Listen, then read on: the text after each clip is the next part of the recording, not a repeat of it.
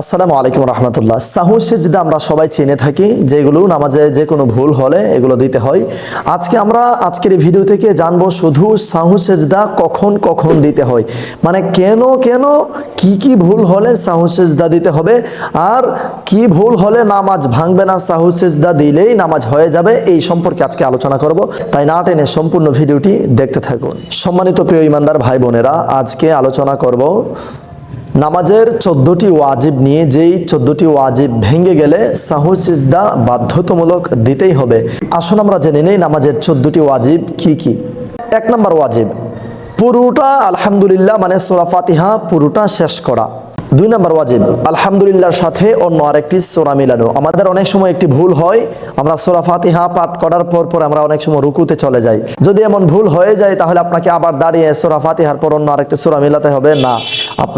আপনি যেহেতু রুকুতে চলেই গেছেন, রুকু শেষ করে সিজদায় যাবেন, একদম শেষ রাকাতে গিয়ে সাহু সিজদা দিলে নামাজ আদায় হয়ে যাবে। প্রথমে যে সূরা ফাতিহার সাথে অন্য সূরা মেলাননি, এতে করে নামাজের কোনো ব্যাঘাত হবে না কিংবা নামাজের কোনো ত্রুটি হবে না। সাহু সিজদা দিলেই নামাজ হয়ে যাবে ইনশাআল্লাহ। 3 নম্বর ওয়াজিব হচ্ছে রুকু সিজদায় দেরি করা। রুকু সিজদায় আমরা কিভাবে দেরি করব? যেমন রুকুতে গিয়ে কমপক্ষে 3 বার তাসবিহটি পাঠ করতে যেটুক সময় লাগে ধীরে ধীরে, যেমন সুবহানা রাব্বিয়াল আযীম, সুবহানা রাব্বিয়াল আযীম, সুবহানা রাব্বিয়াল আযীম।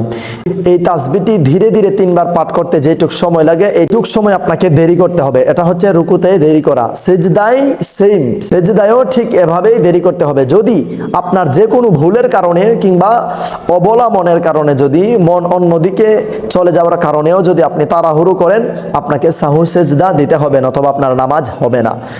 4 নাম্বার হচ্ছে রুকু হতে সোজা হয়ে দাঁড়িয়ে দেরি করা। রুকু হতে সোজা হয়ে দাঁড়িয়ে দেরি করাটা কি? আপনি যখন সামি আল্লাহু লিমান হামিদা বলবেন, তখন 1 আলিফ পরিমাণ পর্যন্ত আপনাকে দাঁড়িয়ে থাকতে হবে। যেমন সামি আল্লাহু লিমান হামিদা রব্বানা লাকাল হামদ, অন্তত এইটুক। আমরা তো অনেক সময় মানে পুরোটা পড়ি, রব্বানা লাকাল হামদ হামদান কাসীরা, মানে অনেকটা পড়ি। আপনাকে অন্তত রব্বানা লাকাল হামদ ধীরে ধীরে পড়তে যেটুক সময় লাগে, এইটুক সময় আপনাকে দেরি করতে হবে। যদি তাড়াহুড়ো করেন আপনার নামাজ হবে না। যদি তাড়াহুড়ো ভুলও করে ফেলেন, আপনাকে সাহু সিজদা দিতে হবে, আর যদি সাহু সিজদা না দেন তাহলে আপনার নামাজ হবে না।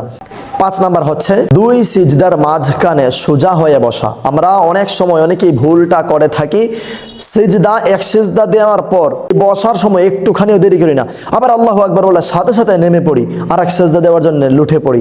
এটা হবে না। আপনাকে এখানে সরাসরি ওয়াজিব তরক হচ্ছে, যদি এই ভুলটা ভুলেও করে ফেলেন তাহলে সাহু সিজদা দিতে হবে, নতুবা নামাজ হবে না।